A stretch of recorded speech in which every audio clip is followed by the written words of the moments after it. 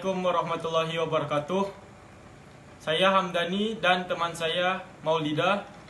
Kami dari kelompok 7 akan mempresentasikan tentang teologi aliran Asy'ariyah dan Maturidiyah. Baiklah, langsung saja, ini dia. Aliran Asy'ariyah. 1. Sejarah lahirnya aliran Asy'ariyah. Aliran ini dinisbatkan kepada pendirinya, yaitu Imam Abul Hasan Ali bin Ismail al-Asy'ari yang lahir di Basrah pada tahun 260 Hijriah atau 873 Masehi dan meninggal pada tahun 330 Hijriah atau 943 Masehi. Beliau masih keturunan dari sahabat besar Abu Musa al-Asy'ari, yaitu seorang tahkim dari perang Siffin dari pihak Sayyidina Ali. Al-Asy'ari menganut paham Mu'tazilah hanya sampai usia 40 tahun. Setelah itu secara tiba-tiba ia mengumumkan di hadapan jamaah Masjid Basrah bahwa ia telah keluar dari paham Mu'tazilah, yang menjadi latar belakangnya adalah bahwa ia bermimpi bertemu Rasulullah pada malam ke-10, 20, dan 30 bulan Ramadan. Dalam mimpi itu Rasulullah memperingatkannya untuk segera keluar dari paham Mu'tazilah dan segera membela paham yang telah diriwayatkan dari beliau. Yang kedua, pengaruh ajaran Asy'ariyah. Apabila kita memperhatikan tokoh-tokoh Asy'ariyah yang dalam perkembangannya diidentikan dengan Ahlu Sunnah wal Jamaah, maka dapat dikatakan bahwasanya pengaruh ajaran Ahlu Sunnah wal Jamaah tidak terlepas dari beberapa hal.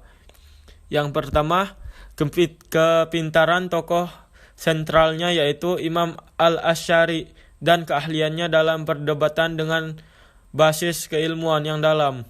Yang kedua, tokoh-tokoh Asy'ariyah tidak hanya ahli dalam bidang memberikan argumentasi-argumentasi yang meyakinkan dalam mengembangkan ajaran Ahlu Sunnah wal Jamaah melalui perdebatan, namun juga melahirkan karya-karya ilmiah yang menjadi referensi hingga saat ini. Yang ketiga, doktrin-doktrin teologi Asy'ariyah. Doktrin-doktrin teologi Asy'ariyah itu terbagi menjadi 7, yaitu 1. Sifat Allah. 2. Pelaku dosa besar. Yang ketiga, dalil adanya Allah. Yang keempat, kekuasaan Allah dan perbuatan manusia. Yang kelima, melihat Allah di akhirat. Yang keenam, kedudukan Al-Quran. Yang ketujuh, pemakaian akal dan wahyu. B. Aliran Maturidiyah. 1. Sejarah lahirnya aliran Maturidiyah. Aliran ini dinisbatkan kepada Imam Al-Maturidi. Nama lengkapnya adalah Abu Mansur Muhammad ibn Mahmud Al-Maturidi. Ia dilahirkan di Maturid, sebuah kota kecil di daerah Samarkand di Asia Tengah. 2. Pengaruh aliran Maturidiyah terhadap pengembangan dunia Islam. Aliran Maturidiyah ini telah meninggalkan pengaruh yang sangat besar. Hal ini dapat kita pahami karena manhajnya yang memiliki ciri mengambil jalan tengah antara dalil akil dengan dalil naqli. 3. Sekte-sekte Maturidiyah dibagi menjadi 2, yaitu golongan Samarkand dan golongan Bukhara. 4. Doktrin-doktrin teologi Maturidiyah ini terbagi menjadi 6 bagian, yaitu 1. Sifat Allah. 2. Pelaku dosa. 3. Kekuasaan Allah dan perbuatan manusia. 4.